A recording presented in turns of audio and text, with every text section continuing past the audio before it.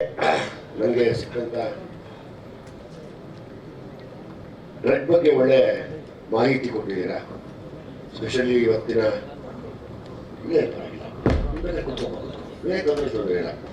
ಇವತ್ತಿನ ಎಲ್ಲ ಯಂಗ್ಸ್ಟರ್ಸ್ ಏನು ಹಾಳಾಗಿದ್ದಾರೆ ಅವ್ರಿಗೊಂದು ಮಾಹಿತಿ ಇದೆ ಅನ್ನೋ ವಿಷಯ ಕಾಂಪ್ಲಿಮೆಂಟ್ ಸಿಕ್ಕಿದೆ.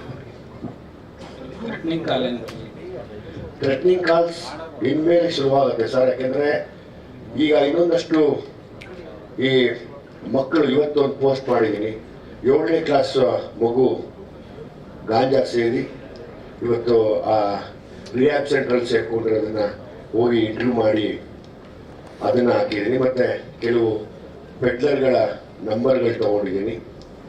ಹಾಗಾಗಿ ಅವರಿಗೆಲ್ಲ ವಿಷಯ ಮುಟ್ಟಿದೆ. ಎನಿ ಟೈಮ್ ಥ್ರೆಟ್ ಕಾಲ್ ಬರಬಹುದು, ಬಂದರೆ ತೊಂದರೆ ಇಲ್ಲ. ನಾನು ಯಾರೋ ಮೊನ್ನೆ ಅಂದೆ ಥ್ರೆಟ್ಟು ಮಾಡೋರಿಗೆ ಥ್ರೆಟ್ ನಾನು. ಸೊ ಹಾಗಾಗಿ ಬರಲಿ, ಯಾರು ಬರ್ತಾರೋ ಬರಲಿ, ನಾನು ಕಾಯ್ತಾ ಇದ್ದೀನಿ ಸರ್. ಬರುತ್ತೆ 100% ಬರುತ್ತೆ. ಯಾಕಂದರೆ ಒಂದಷ್ಟು ಒಳ್ಳೊಳ್ಳೆ ಮಾಹಿತಿಗಳನ್ನು ನನ್ನ ಇನ್ಸ್ಟಾಗ್ರಾಮ್ನಲ್ಲಿ ಮತ್ತು ಫೇಸ್ಬುಕ್ನಲ್ಲಿ ಪೋಸ್ಟ್ ಮಾಡ್ತಾ ಇರ್ತೀನಿ. ಈಗಾಗಲೇ ನಿನ್ನೆ ರಾತ್ರಿ ಒಬ್ಬ ಪೆಡ್ಲರ್ ಬಗ್ಗೆ ಮಾತಾಡಿ ಬಿಟ್ಟಿದ್ದೀನಿ.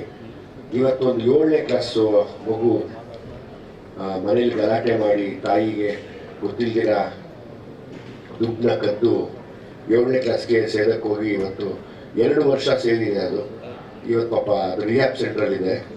ಇದು ದೊಡ್ಡ ಮಾಫಿಯಾ ಆಗಿ ಇಡೀ ಬೆಂಗಳೂರಲ್ಲಿ ವ್ಯಾಪಿಸ್ಕೊಂಡು ನಿನ್ನೆ ತಾನೇ ಇನ್ನೊಂದು ಹೆಣ್ಣು ಹುಡುಗಿನ ಮಾತಾಡಿಸಿದೆ. ತುಂಬ ನೋವಿನ ಸಂಗತಿ ಏನು ಅಂದರೆ, ಈ ಯಶಸ್ಸಿನ ಮಧ್ಯೆ ಆ ಹುಡುಗಿ ನನ್ನ ಮಗಳ ವಯಸ್ಸು, HIV ಪಾಸಿಟಿವ್ ಆ ಹುಡುಗಿಗೆ.